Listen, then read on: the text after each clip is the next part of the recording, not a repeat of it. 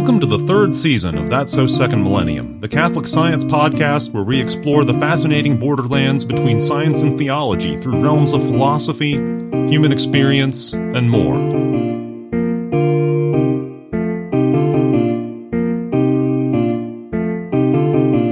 Richard W. Garrett is a unique activist in the field of education reform who never stops providing information and inspiration about America's youth, and who eagerly collaborates to renew the future of our economy, even though he is well past what folks would consider his retirement age.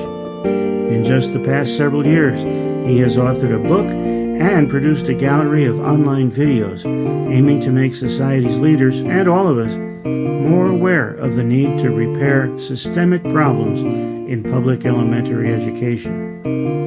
In our previous episode, Paul and I aired part one of the interview we conducted in July. Today, we present the second of two parts, hoping our audience will get to know more about the big-picture perspectives and business-like rigors of this man on a mission. We're providing links in our show notes to his videos, his book, and other ways to join in his pursuits. So here's part two of our conversation with Dick Garrett.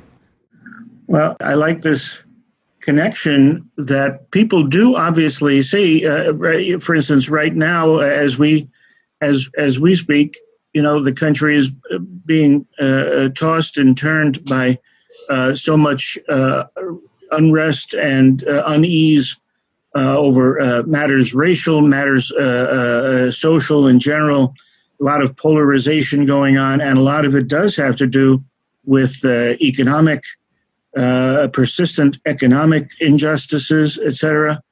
And it really just does take legislators and activists to understand these connections. It seems as though not everybody in these debates catches on to this connection. Perhaps it takes a business person like yourself to at least be a voice for awareness of these connections. I think anybody that has studied what I've studied and looked at the facts that I've come to the same conclusion that the advantage of a businessman is they get pretty hard-headed, and they don't care how it happens, just make it work. Right. But in my mind, there is only one avenue for us to take, and that is education. Mm-hmm. You can build prison cells, and there's a dramatic reduction in incarcerations if the people graduate from high school and get jobs. They don't all go away, but it's a dramatic reduction. You Medicaid, welfare payments, and so forth, they're not going to go down. They're going to go up because, as we talked about, competencies are going down. Right. So there are more and more people in a system that is going to be much more demanding for educational background and training than what we've been through. Those repetitive, mind-numbing assembly line jobs are going away and being done by robots. Yeah. Humans are going to be running those robots, programming those robots, but they are not going to be doing those jobs. So a high school degree is less and less valuable. Yeah, that goes back to some degree to the vocational path that you were talking about earlier. And yes. that, you should be, in high school, you'd be learning a different suite of things, and more things. You would be further through the chain if all these reforms had been implemented already by the end of high school. I had a focus group interview with a bunch of black folks because I wanted to talk to them about education and so forth. And during that meeting, we had a debate because some of the people said, I don't want a college degree. I want to get out and go to work. I want to buy a house, and I want to have a child and earn a living. And that's the criteria for these international programs to support a family with one child in a house soon after graduation from high school.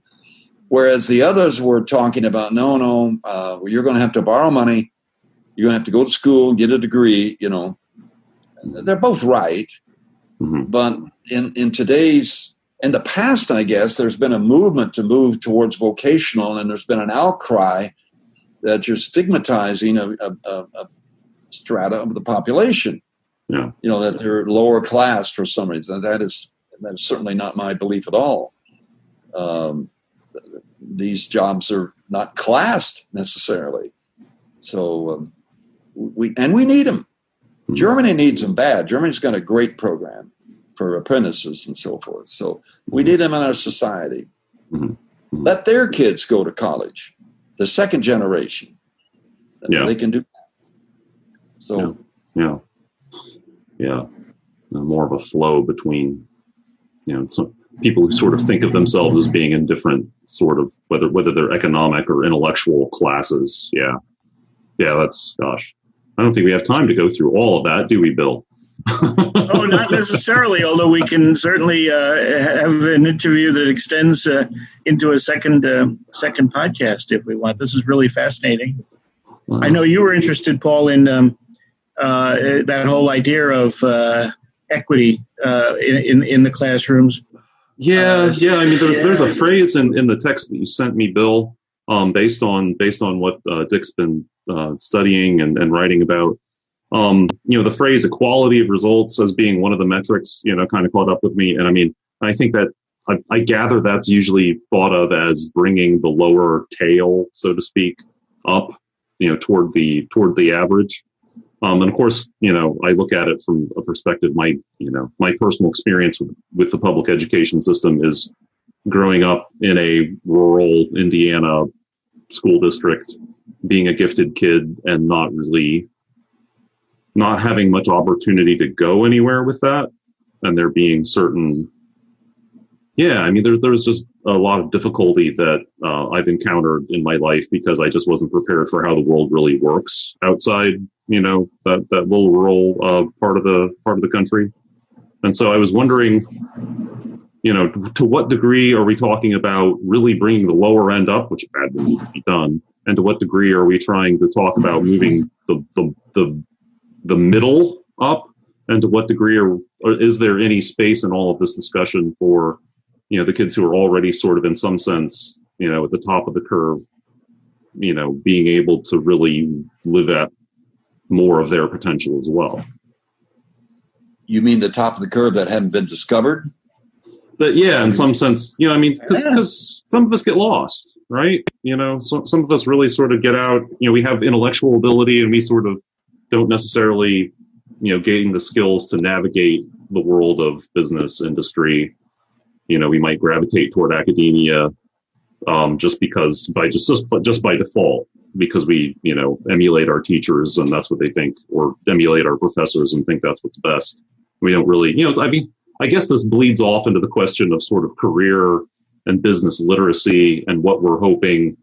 We need the metrics you're talking about of like reading competency and mathematics competency and, being able to balance a checkbook or do anything in a spreadsheet, all of those skills.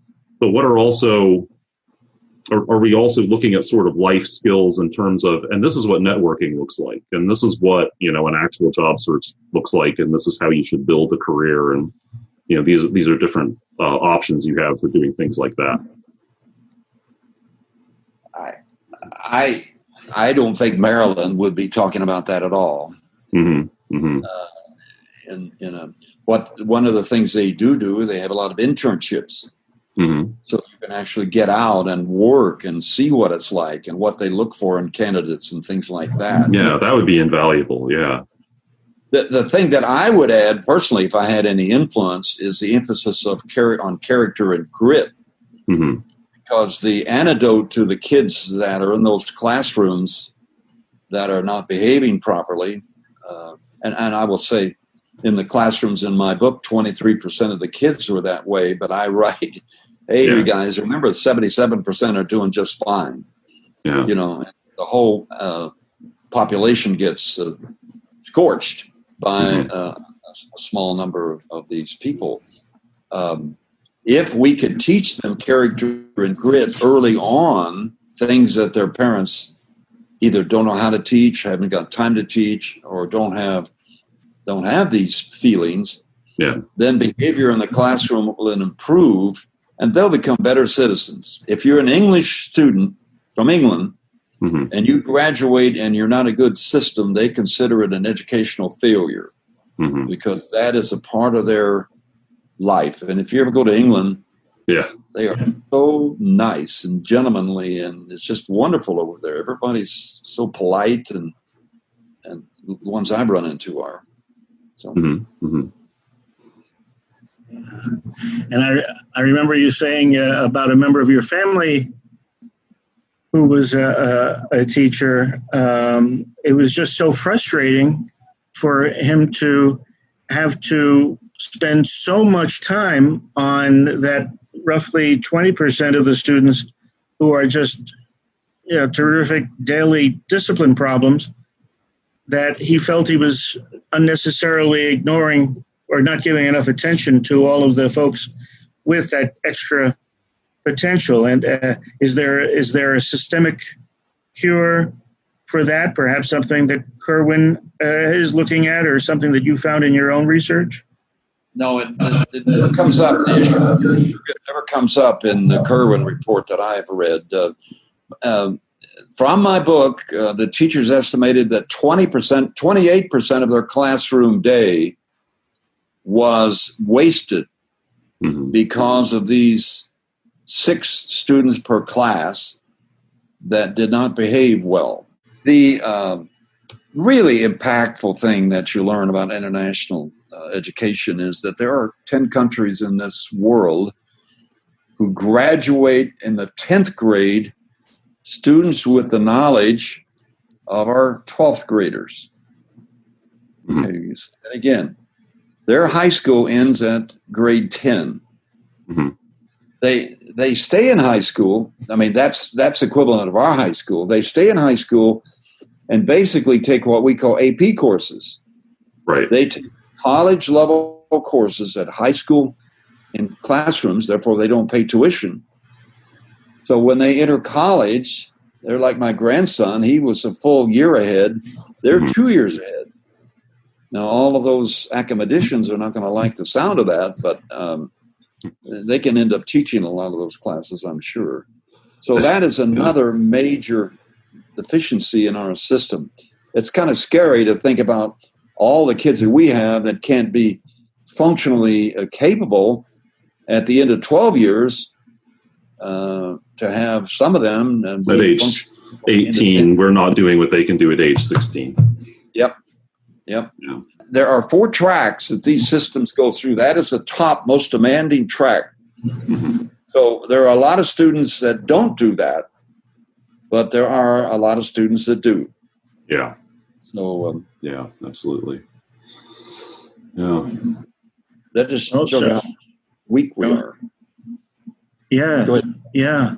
And really, time is kind of running out in terms of, the impending teacher shortage crisis. And we have to be building back our economy now in ways that we might not even have anticipated a year ago. We need the best and the brightest to be at their best, both among our students and our teachers and leaders of all sorts. Is that? I think that's driving you, Dick. Even though you have every right to enjoy a very comfortable retirement at this point, your zeal is carrying you forward now to talk with Wisconsin folks, and you've talked with Indiana folks. What's on your own personal agenda to raise more attention and get more action about this? Well, I am of the opinion that it ought to come from the business organizations within the states. This would be the chambers of commerce. I have a series of lessons now that I put out on my website called Elevate Teachers, and you go to lessons, and one of the lessons is called "Who's Going to Fix This Problem?" And one of the things you learn is that it isn't going to come from the education community itself. No. They're lived in this situation the way it is. They're probably totally beat down about money. because they're always scrapping for money. They can't even envision a system that would put $3.8 more billion in it. And so, in a state the size of Maryland, yeah. I read all sorts of papers. Hardly any of them come from schools of education. They are not on this. They are not a force for reform. No. So if you the politicians themselves will not rise up and reform without public pressure. And I think that pressure should be applied by the business community. They're the ones that have the biggest vested interest in this thing. They want cities and states where people want to come and live. They want graduates that they can pick off and put to work.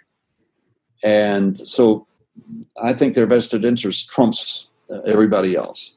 So, yeah, and in fact, it seems like a golden opportunity for a new meeting of the minds between the business community and the grassroots community activists around the country, the kinds of folks who feel so frustrated now that sometimes it leads to just protests in the streets. But there could be real alliances forged at the grassroots level, the commonality of interest. Am I right? Absolutely. When I met with these black folks, I had to be careful. I have a black daughter-in-law, so I'm pretty open-minded. I was very impressed with them. Very impressed with them. Their desires, their ideas, their thoughts were the same as everybody else's. And they really want to see something happen. And when you see the rioting and the things like that came about, it's a powder keg waiting for the fuse to be lit, and George Floyd's unfortunate death lit it. Yeah.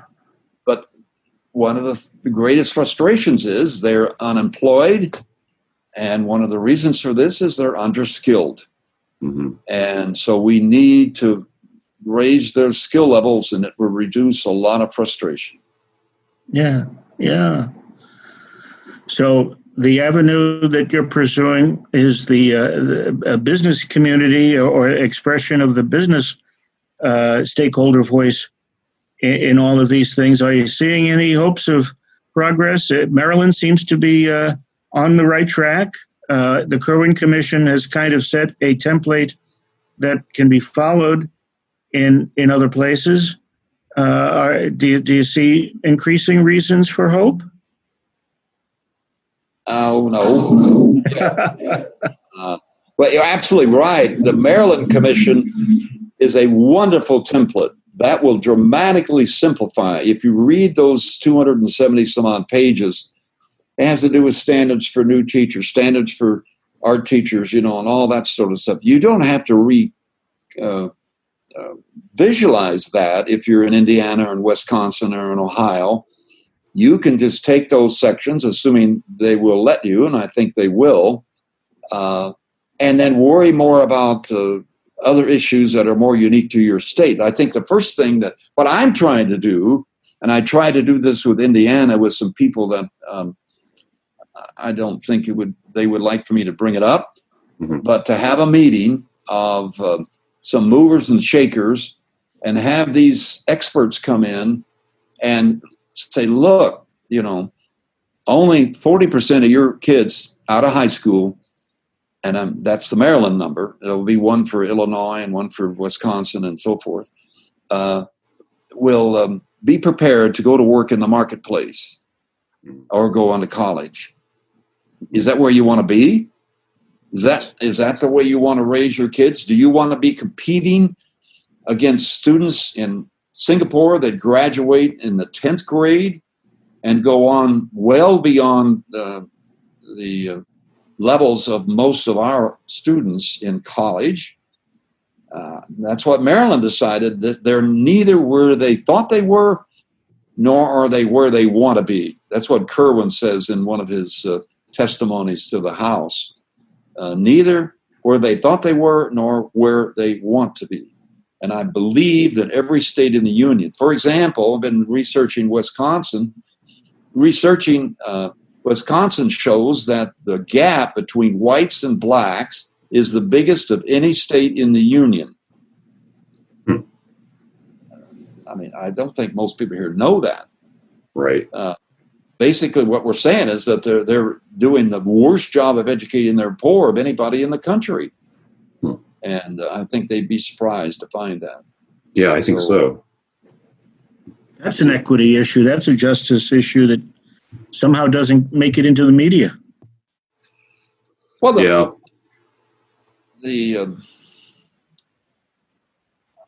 it's such a challenge. I'm a big fan of Jeffrey Canada. You know who he is? The Harlem's Children's Zone. Oh, yes. Yeah. You have a video about their work. That's one of my lessons. Did you look at that? Yes. Yeah, very impressive. They created a reverse gap. They created a situation where the black kids' scores were higher than the whites. Love There it. you go. Yeah. That is so comforting to somebody like us who wants to see this change.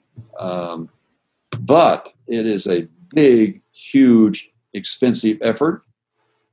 One that, in my opinion, we ought to undertake because it has a return on the investment. Yeah. So, Right. Yeah. Well, are there, and I do want to give a shout out to the really great work that you've done in that website on those videos, and we'll put the URL for that website and that video gallery in our show notes accompanying the podcast. So I'd like all people to see that. Any other kind of final suggestions about what to keep our eyes on right now as election day approaches, or as things get more dicey or more filled with potential, perhaps, in a rather turbulent time of America's life? Well, one thing about the lessons, I quit at 20 because I wanted to go into production at 20. I have at least 10 more lessons that I will produce. There's 2 lessons planned on teachers. Great. So how can I have lessons on education if I haven't gotten to teachers yet? So that will grow. Right now, I'm trying to figure out how to market what I've got, and then I can always add to it.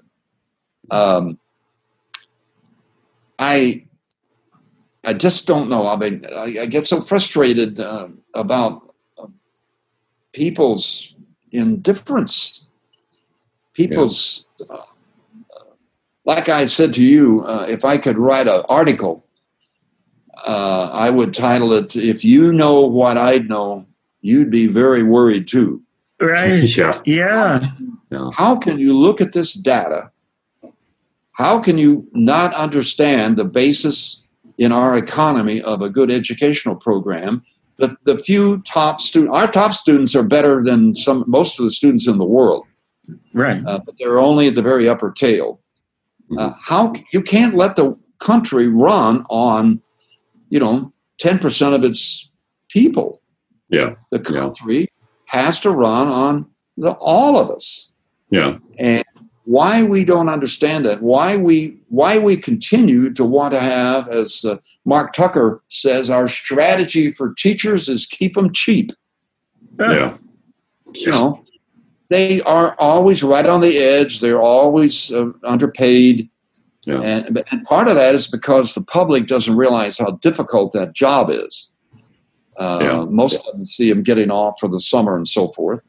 If I were the king and we raised the salaries, I would immediately go to 12-month school, and I'd have longer days and for some of the kids, more days in the week. I would never want a situation where social promotion was common. It might happen, but it needs to be very, very unlikely. And the way you get that to happen is you prepare them before they get to the third grade graduate program, and they can't read at the third grade. What they do today is they move them on anyway, and and there aren't any late bloomers in the reading field. If they don't know, they're going to go many, many grades and not know. Yeah.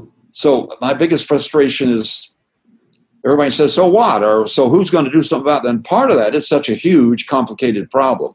And I'm meeting with a friend who was a former executive, actually worked for Dick Cheney. He's helped me strategize an approach that we might be able to use to break through. But, we'll just have to wait and see. I hope so, because there really is no one who's more open to collaboration and conversation with all the different stakeholder groups. And there's, even though it's not covered well by the media, there must be loads of folks in the educational realm who see things, at least in a general way, the way you do. You bring the extra business precision to it, but there must be people who need to just collaborate more and step out and take that risk of taking a stand that's going to cost some money and take a lot of energy and maybe make people go into their discomfort zones, but it just has to be done. I want you to help me with that. Fair enough. And we hope this podcast helps. I hope it does a little bit. Yeah. Well, we thank you. This is really great to talk with you, Dick. And yes, indeed, we will be keeping in touch, and we'll be looking for the extra content on the video site, and our show notes will give our audience more information on how to find out more about you, including an article I was privileged to write about you for the Purdue College of Engineering last year. That's how we got to meet. And I know that education is one of Paul's really great loves as well. And so we're rooting for you. And thank you for being an ongoing force of information and inspiration. Thanks for listening to this episode of That's So Second Millennium. TSSM's audio producer is Morgan Burkhardt. Our theme music, Igneous Grok, was composed and performed by Ben Marquardt. For my co-host Bill Schmidt, I'm Paul Giesting. Until next time.